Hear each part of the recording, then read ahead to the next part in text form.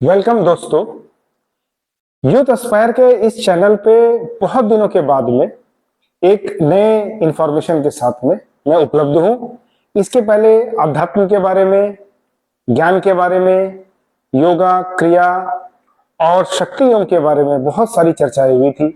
विभिन्न विषयों में विभिन्न चर्चाएं हुई।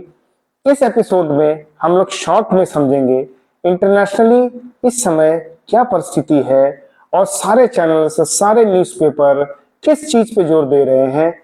और मुझे उम्मीद है कि इस श्रृंखला को हम लोग आगे बढ़ाएंगे और आप लोगों को ये एपिसोड पसंद आएगा। और इसके बाद में जैसे जो भी इंटरनेशनल न्यूज होंगे, जो भी चीज होंगे, उनको मैं कवर करने की चेष्टा करूंगा जैसा समय मुझे मिलेगा।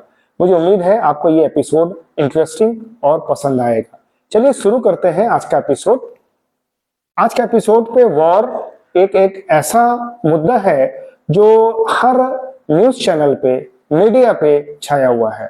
जहां पे पेपर खोलिए, जहां न्यूज की बात करिए, कहीं प्रोटेस्ट हो रहा है तो कहीं पे कमेंट्स चल रहे हैं, कहीं पे इंटरनेट पे ही एक रिवॉल्यूशन चल रहा है तो कहीं पे रियल बॉम्ब चल रहे हैं। तो इस तरह मिडिल ईस्ट और रशियन क्षेत्र में जिस तरह से युद्ध और वॉर हो रहे हैं, उस हिसाब से सारे चैनल्स वाले, सारे न्यूज वाले क्या दिखा रहे हैं, सबसे पहले ये जान लेते हैं। हम लोग देख रहे हैं जैसे ये मिड न्यूज का narrative we choose today may determine decisions of war and peace tomorrow. इस तरह से आप कोई भी इंटरनेट पे कहीं पे भी चूज करिए, war with rules, war without rules, और रमलिंग मिडिल ईस्ट, फॉल्ट लाइंस। और अभी तो ये भी सुनने को मिल रहा है कि कहीं ना कहीं जो गाजा पट्टी में जो हमले हो रहे हैं वहां पे इजराइल को जीतता हुआ दिखाया जा रहा है। और जिस तरह आतंकवादी घटनाक्रम हुई है, पीछे भी हुई है और इस समय भी मिडिल ईस्ट पे हो रही है, उस पे लेके बहुत सारी चर्चाएं चल रही है। मेरा इस सेशन को करने का मुद्दा यही है कि इंडिया की पॉइंट ऑफ व्यू से अभी क्या जियोपॉलिटिकल सिचुएशन है। तो मैं बता दूं, वॉर का सिचुएशन काफी थ्रेटनिंग है।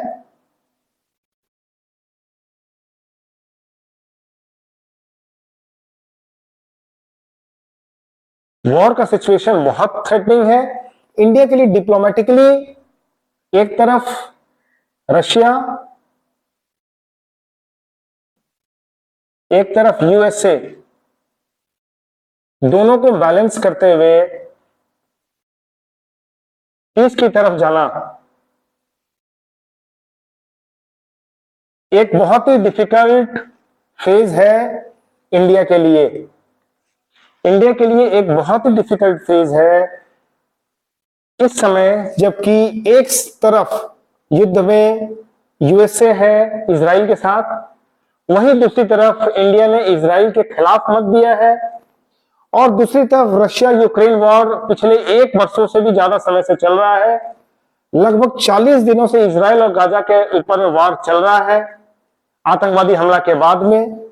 इस समय जो पीस, जो हम लोग सब चाहते हैं ये पीस हो, ये पीस किस तरह से हो, इस पे इंडिया के ऊपर में इंटरनेशनल कम्युनिटी की नजर है। और इस सेशंस में मैं ये कहना चाहता हूं कि 3-4 बातें बहुत महत्वपूर्ण है।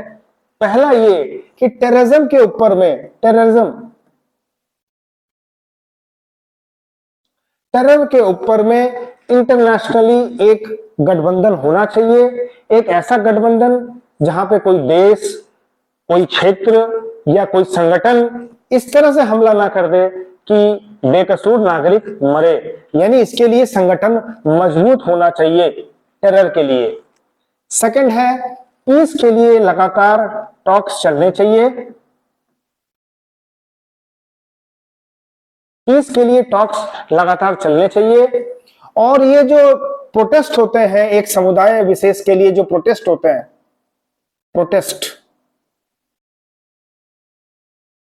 उन्हें अपीस करने के लिए वो कम से कम इस लेवल पे हो जहां पे वो मानवता दिखे। ऐसा नहीं कि गाजा पे अटैक हो रहा है और अड़ोस पड़ोस की जितनी कंट्रीज हैं वो सपोर्ट के बिना केवल अपना रोटी सेक रही है। तो एक बैलेंस का सिचुएशन होना चाहिए, बैलेंस होना चाहिए, बैलेंस होना चाहिए। और साथ में एक इंपॉर्टेंट चीज ये है कि थोड़ा सा रिस्ट्रेंट हर तरफ से ही आवश्यक है। यदि रिस्ट्रेंट नहीं होगा तो ये किस तरफ जाएगा, ये कहां पे जाएगा, ये वर्ल्ड वॉर 3 की तरफ जाएगा। वर्ल्ड वॉर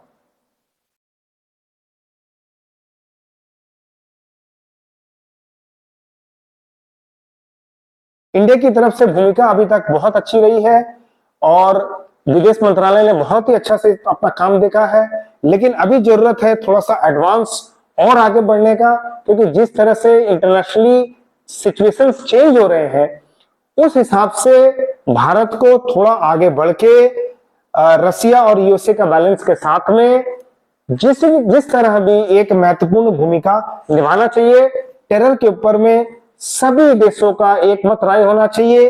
पीस के ऊपर में जैसे हम लोगों ने राय कायम की है, और जो ये अपीजमेंट प्रोटेस्ट की जगह पे एक क्रिएटिव या एक मुद्दे का प्रोटेस्ट हो, एक सच्चाई का प्रोटेस्ट हो, एक मानवता के लिए प्रोटेस्ट हो, तो वो ज्यादा बेहतर होगा। इस एपिसोड में मैं बहुत ज्यादा आपको नहीं बोलना चाहूंगा, लेकिन अभी जो वर्तमान स्थिति है, गाजा पे ऑलरेडी इजराइल फोर्स काबिज हो चुकी है। गाजा के जो सो कॉल्ड पार्लियामेंट पे इजराइल सेना घुस चुकी है, और इजराइल सेना को आमंत्रण भी गाजा ने ही दिया था। तो ये हमें नहीं समझना चाहिए कि कोई आतंकवादी हमला हो रहा है, बल्कि भोले भाले नागरिकों को जिस तरह से मारा गया था, उसके बाद में इजराइल ने जो एक्शन लिया, आने वाले समय में इंडिया को भी ये समझना है कि इंडिया ने भी कई आतंकवादी गतिविधियों को देखा है, कई आतंकवादी हमलों को फॉल किया है और फेस किया है, और इजराइल ने जिस तरह से, जिस ब्रेवरी और वैलर के साथ में लड़ाई लड़ी है और जिस तरह से पीस को भी साथ में लेके चला है, मुझे उम्मीद है कि इंडिया डिप्लोमेटिकली भी और जरूरत पड़ने पर फोर्स के साथ भी पीस को स्टैब्लिश करेगा, क्योंकि हमारे संस्कृति का ही तो उद्देश्य है कि शांति सर्वप्रथम। तो इसके साथ ही आज का ये एपिसोड में खत्म करता हूं। नेक्स्ट एपिसोड में नए चर्चों के साथ, नए विषय के साथ में और नए अपडेट्स के साथ में आपके सामने उपस्थित रहूंगा। और यदि इस मुद्दे पे कोई भी नई इंफॉर्मेशन अपडेट आती है तो मैं इसी तरह आप लोगों के बीच में उपस्थित रहूंगा, और इंटरनेशनल न्यूज में और स्पेशली इंडिया की तरफ से क्या डिप्लोमेटिकली हो रहा है और जियोपॉलिटिकल क्या सिचुएशन है अभी, और मिडिल ईस्ट और रशियन क्षेत्र में किस तरह की अपडेट्स चल रही है, इस अपडेट्स के साथ में उपस्थित रहूंगा नए वीडियो में। यदि आपको मेरा ये वीडियो अच्छा लगा है या इसी विषय पे और भी वीडियो आप चाहते हैं तो कृपया मुझे शेयर करें, लाइक करें हमें वीडियो पे, और कमेंट भी कर सकते हैं, पर्सनली ईमेल भी कर सकते हैं। और मुझे उम्मीद है कि आगे भी इस तरह हम जुड़ते रहेंगे। आपका बहुत बहुत धन्यवाद। Thank you so much.